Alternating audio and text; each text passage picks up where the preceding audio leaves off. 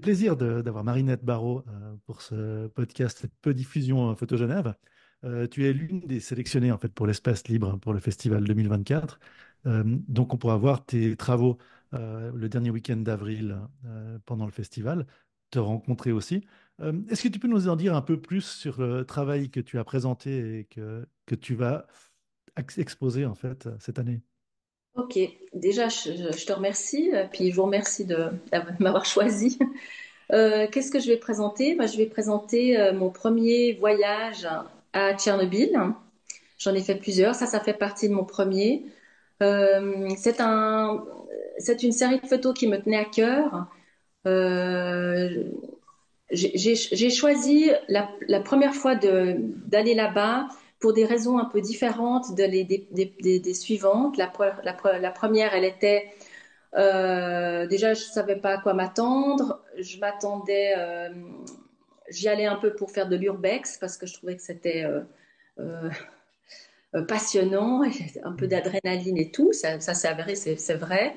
Et puis en fait aussi cette catastrophe nucléaire que je devais avoir, j'avais 22 ans quand c'est arrivé, ça m'avait quand même assez marqué, mais de loin, puisque nous, on n'était pas très très touchés par cette catastrophe en tant que jeunes en fait. Et c'est pour ça que j'étais assez attirée par cet endroit, Tchernobyl. On le proposait en voyage photo. C'est mon premier voyage photo. J'avais bien entendu parler de la catastrophe. Je trouvais les photos urbex de certains magnifiques. Ça, c'est vraiment par hasard. Je connaissais la personne qui organisait ce voyage. Je suis partie avec des personnes que je connaissais pas.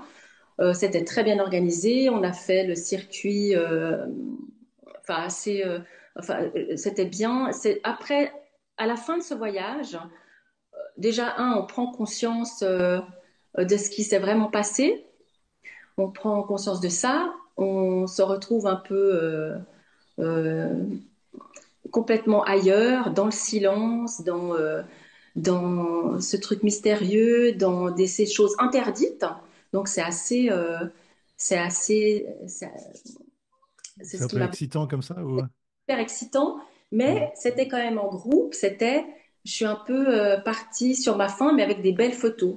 Et au deuxième voyage, en ayant pris conscience de tout ça, du nucléaire, de l'écologie, en fait, on tout se rapporte à l'écologie, à tout ce qui se passe avec ce Covid qui venait de passer, ces catastrophes, une ancienne catastrophe, une nouvelle catastrophe. Je veux dire, il y a des consciences qui se font différemment. Et là, dans ce deuxième voyage, les photos, mes photos changent. On les verra pas au festival parce qu'elles Mhm. sont complètement différentes. Elles sont D'accord. plus dans la nature. En fait, pour ton travail photographique, je mettrai évidemment les liens sur ton site, sur tes sites en dessous. Tu t'intéresses beaucoup à l'humain, au portrait, à l'émotion. Ici, c'est quelque chose d'un peu plus abstrait quelque part. Si j'avais pu repartir, parce que on aurait voulu repartir, on avait un photographe on était accompagné d'un photographe, on était trois, un photographe d'auteur, un photographe aussi un peu similaire à moi. On recherchait un peu des choses différentes, on photographiait pas du tout la même chose, mais euh, on y est reparti la veille de la guerre, mais tout ça pour arriver à que j'aurais refait un voyage, mais plus du côté humain, parce que j'ai rencontré des tas de personnes là-bas. J'ai j'ai été dans Tchernobyl, on a été invité par ces femmes, j'ai mangé on a mangé avec eux, on a participé à la vie. Je veux dire, on est rentré dans l'intimité aussi de ces gens qui sont revenus tout de suite après la catastrophe, les femmes surtout. Et je Hmm. m'étais dit, justement, après, je veux revenir, mais cette fois, euh, sans photographier une poupée abandonnée, une maison abandonnée, plus l'humain, plus le portrait. Il y a déjà des photographes qui le font de toute façon. J'ai rien inventé là non plus, Mhm. hein, mais me rapprocher de ce que je fais, parce qu'en fait, je trouvais ce voyage était le deuxième, hein, c'était très émouvant, par Hmm. rapport à la première fois. Comment est-ce que tu vois la réception des gens qui vont venir te voir? Quel est le message que tu essayes de leur transmettre ou quelle émotion est-ce que tu aurais envie de leur transmettre? Déjà, je crois les gens sont toujours impressionnés de ce genre de photos, surtout quand ils pensent que c'est Tchernobyl. Quand ils apprennent que c'est Tchernobyl, donc là, c'est waouh. Et j'ai un peu de peine à savoir pourquoi il y a, enfin, je pourrais me mettre à leur place, mais ça a toujours un très bon impact. Maintenant, je vais pas leur parler de la catastrophe. Je veux dire, il y a un dialogue. Si on rentre dans ce dialogue-là, oui, on peut parler, on peut parler de ce qui s'est passé en 86. On peut aussi parler de ce qui s'est passé après au Japon, où cette crainte que ça puisse que ça puisse Se reproduire, hein. se reproduire, hein. Ouais. Mm. Mais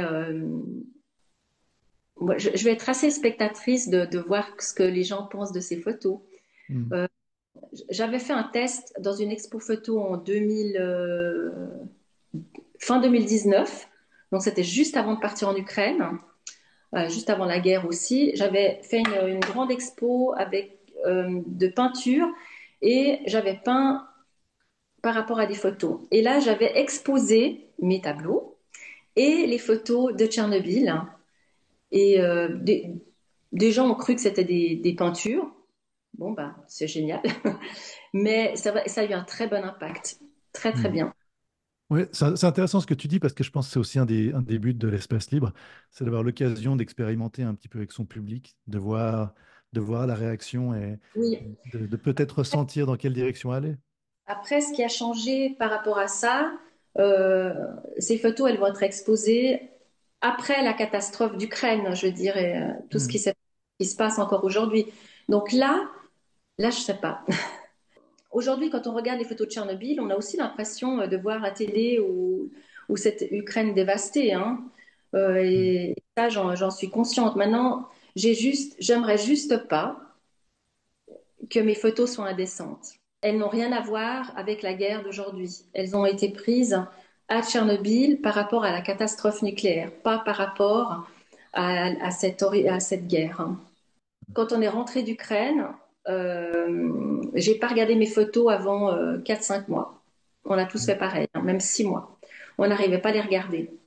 Et ensuite, on les a vus. Alors, on a eu beaucoup d'émotions. Et puis, même aujourd'hui, c'est difficile parce que souvent, ces photos ressemblent à la réalité. Donc, Mm. voilà. Alors, ben, on en rediscutera. On se réjouit de te rencontrer, de te croiser lors du festival. Donc, je pousse vraiment les auditeurs à venir te rendre visite pendant l'exposition, voir tes œuvres et échanger. C'est l'occasion aussi de ce festival. Je te remercie donc encore beaucoup et à tout bientôt. On se voit fin avril.